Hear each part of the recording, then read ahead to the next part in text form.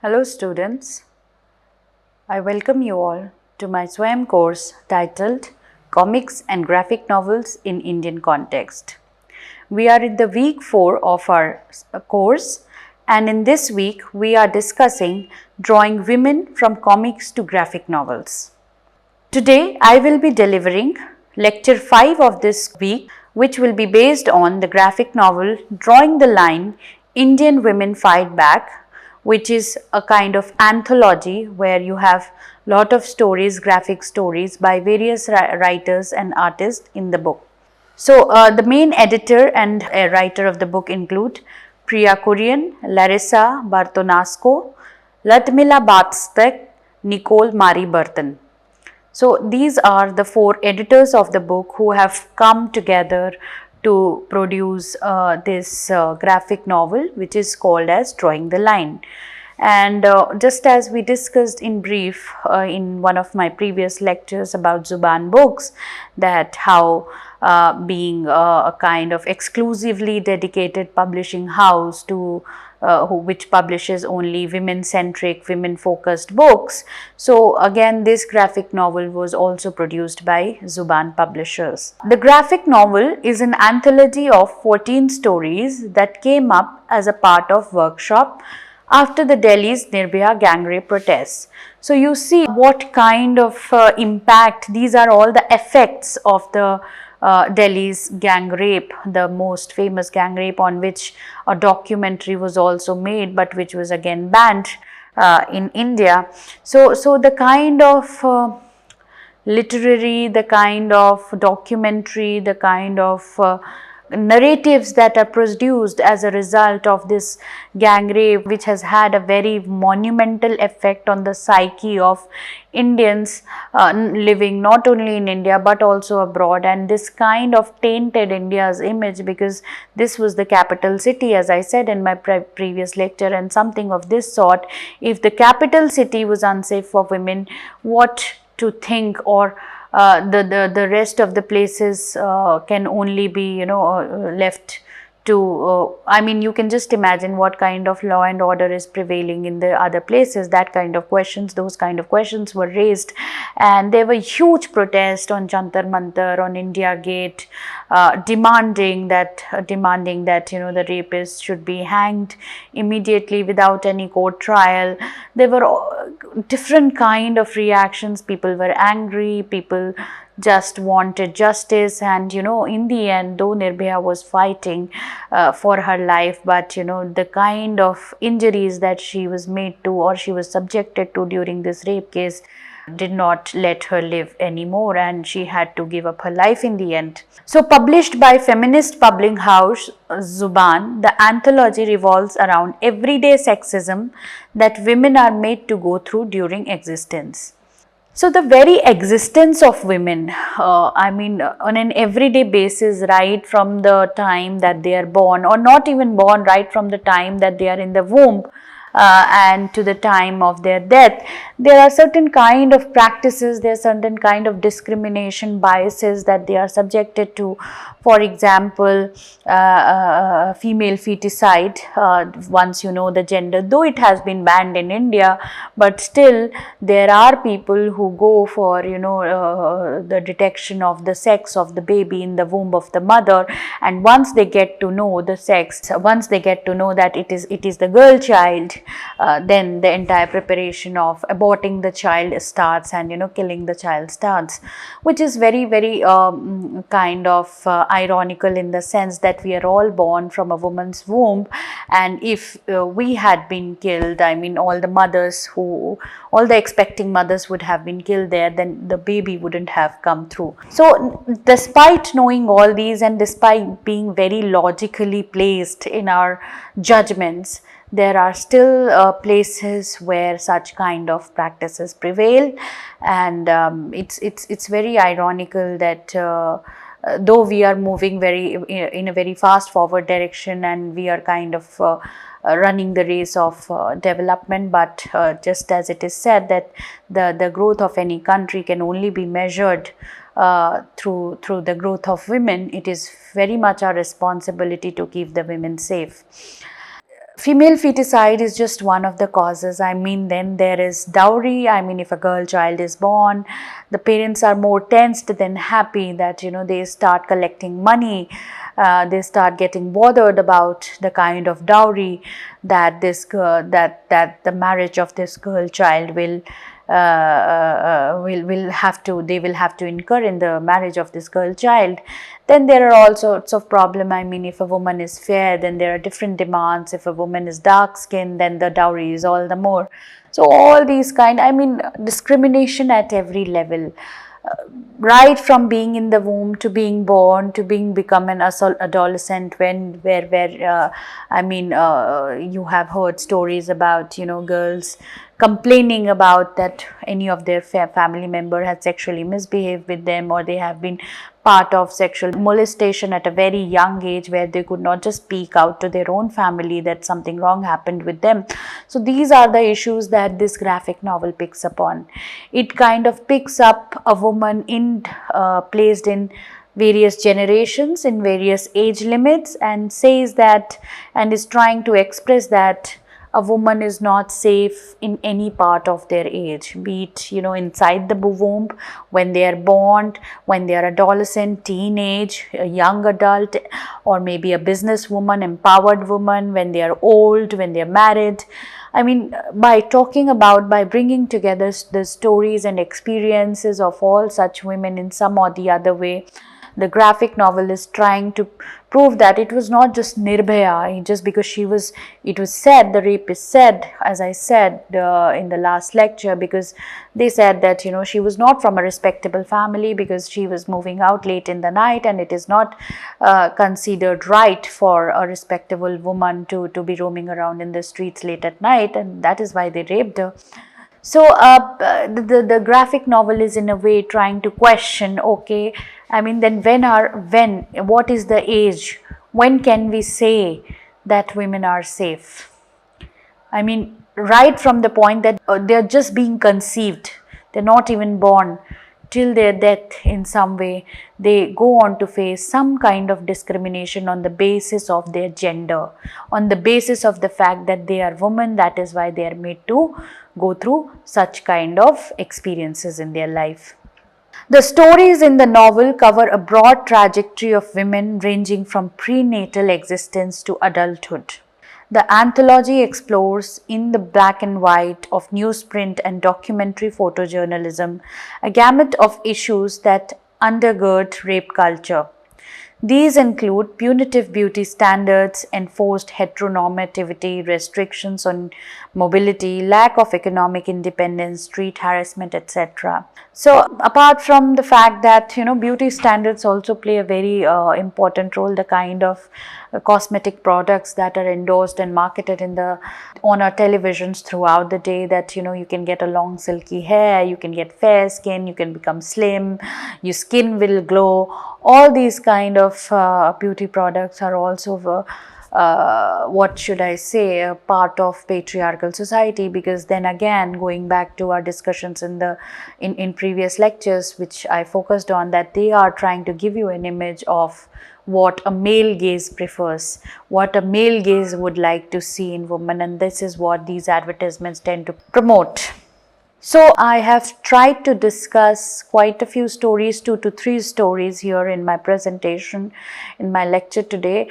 Though if you are interested in reading any more and going in detail with the artwork, you can go ahead and buy a copy of the novel, because I have not used the images deliberately, because all of the images have copyright issues, and if I am using it, I need to have copyright clearances from the authors. So that is why I have not used here in my presentation. But there are few stories that I have tried to analyze in my presentation.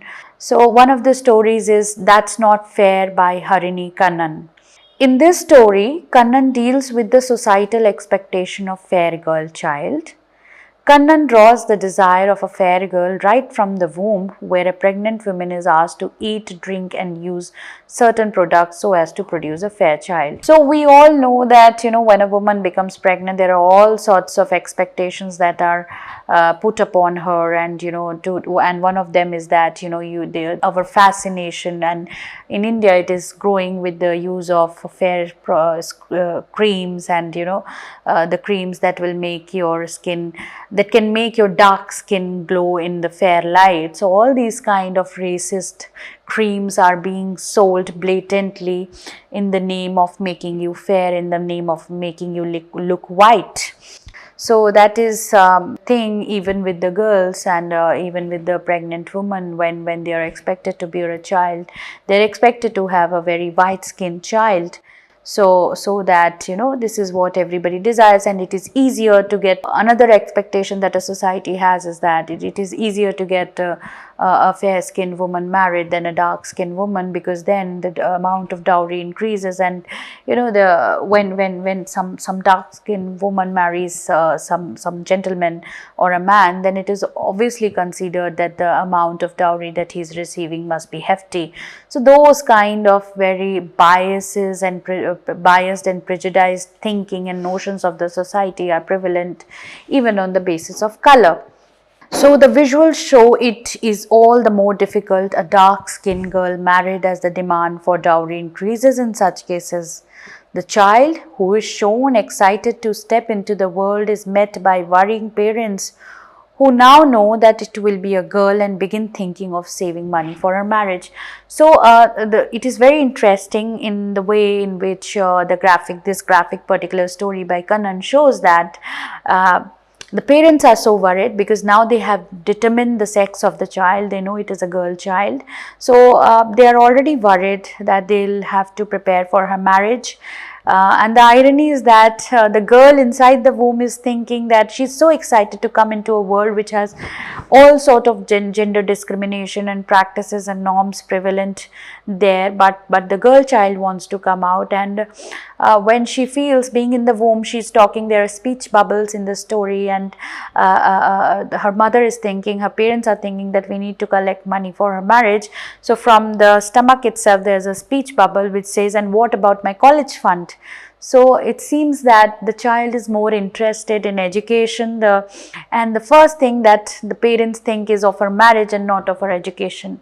This is the very thinking that we need to change when it comes to a girl child, that it is always the marriage at a certain age, marriage to a well-behaved, well-earning man, well-earning family who has got the name, rather than making the girl herself empowered, rather than educating the girl child and making her independent.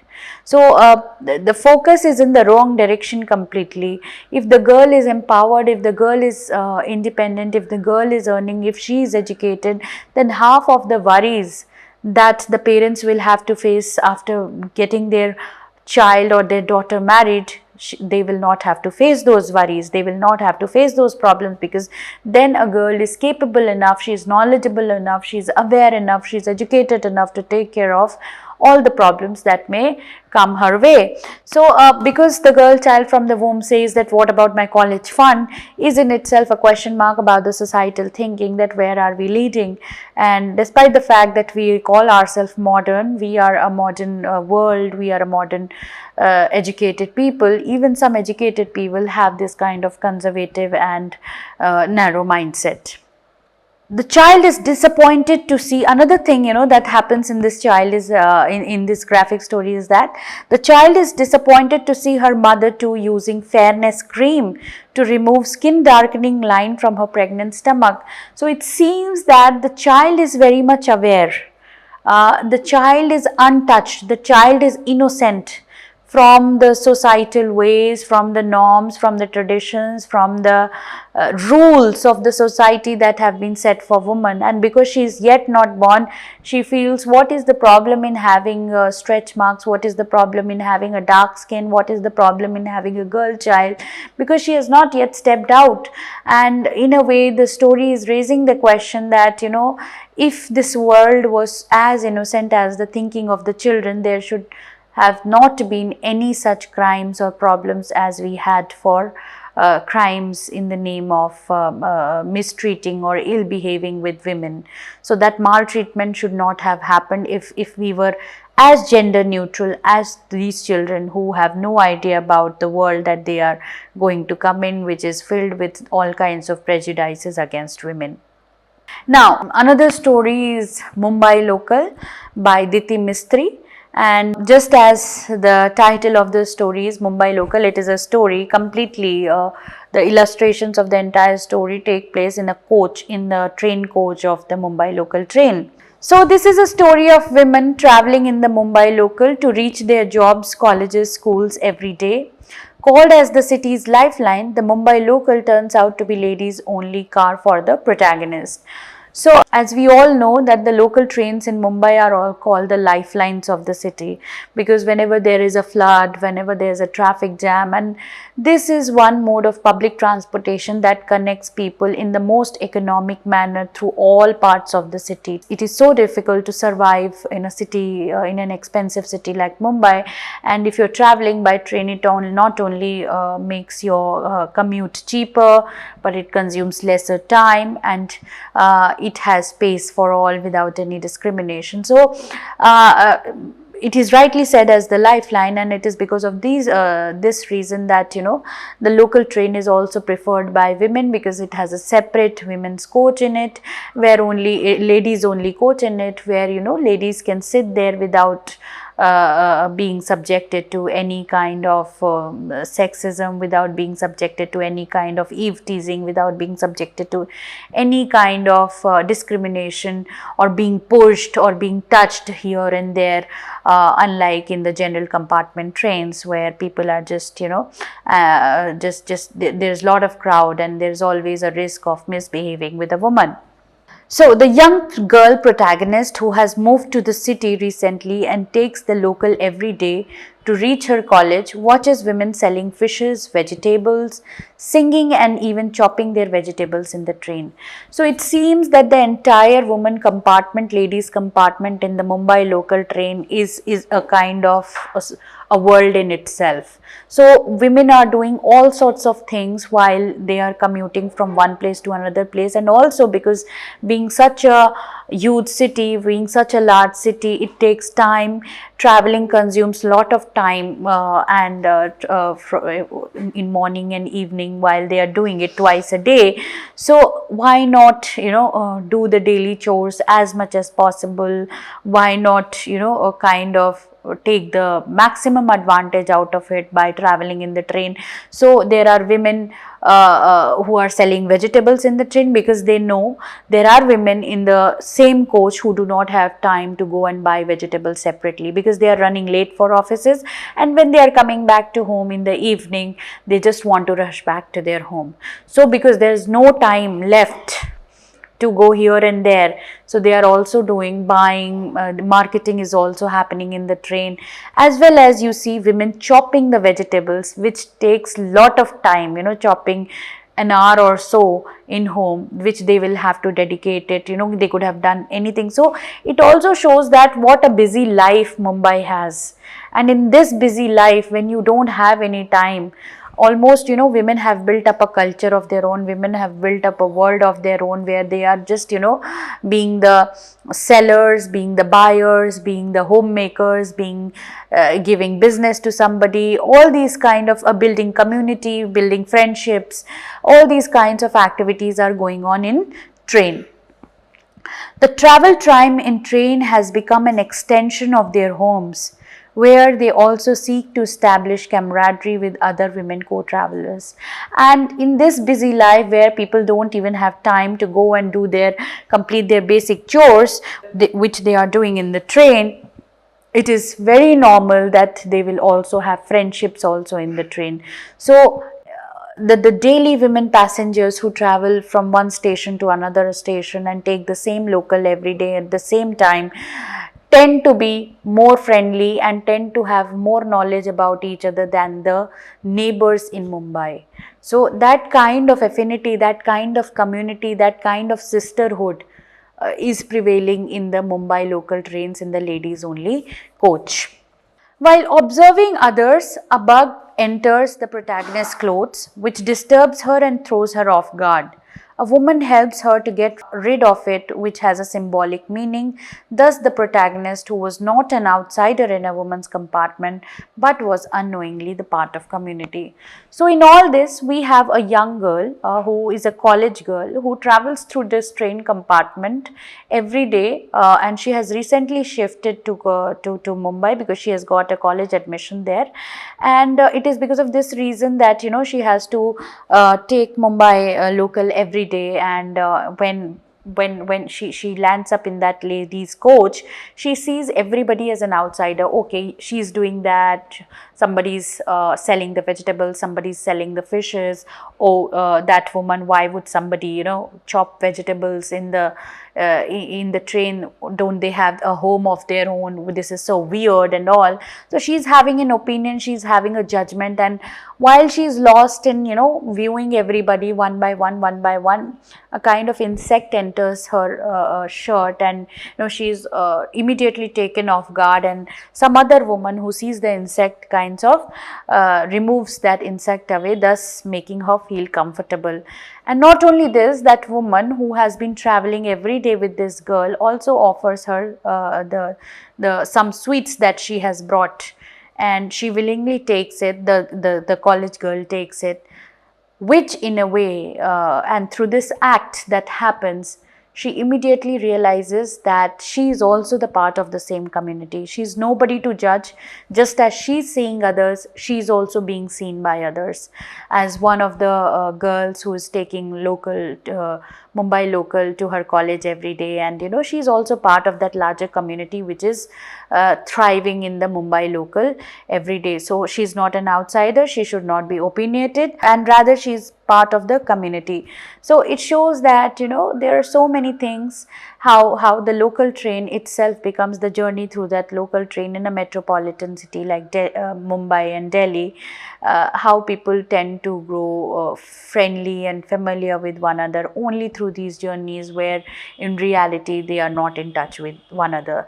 So this kind of the story is also kind of why Diti Mistry has written this story, that even strange places, even strange people tend to be very community oriented, or can offer you that sisterhood which even the familiar ones. So women should not look upon others as the outsiders. And if you're unaware, if you've moved to some outside place, if you've moved to some other city, then it is important that you see all the women who are there in that space along with you. They are also there because you are there. So it is a sense of community that you have to form, and not be opinionated or judgmental about others' existence or their daily livelihoods. Now, in the third story that the graphic novel states, which I have picked, is The Photo, which is written by Reshu Singh.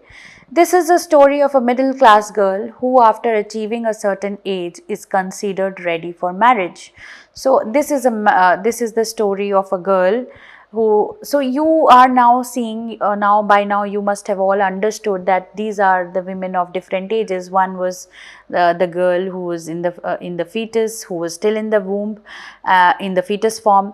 Second is the story of a college girl. Now we have a girl who is of marriageable age. Now, yes, that is why The Photo. This is a story of a middle class girl who, after achieving a certain age, is considered ready for marriage. The visuals tend to depict Indian customary tradition, where a photograph of a girl is floated around in search of a prospective groom. Again, I mean, this is also something, this practice is something which is very much ingrained in India, that by a photograph you tend to, which is floated around in the prospective families, where a prospective girl is, where their girl is thought to get married, and it is only on the basis of that photo that one is to decide whether this girl is a good girl or it is a bad girl, whether she will be a good wife or she will not be a good wife. And rather than meeting or getting to know the person, the focus is more on the photo, whether how she looks, whether she is presentable, whether she is good looking or not.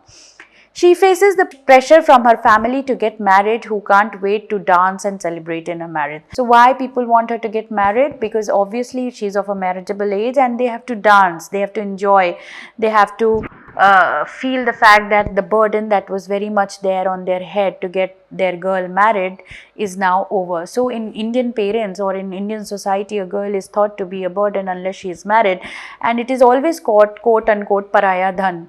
A paraya ghar, always a girl is always told that this is not your home, this is not your money. All these things are told. It's paraya means it's somebody, it belongs to somebody else.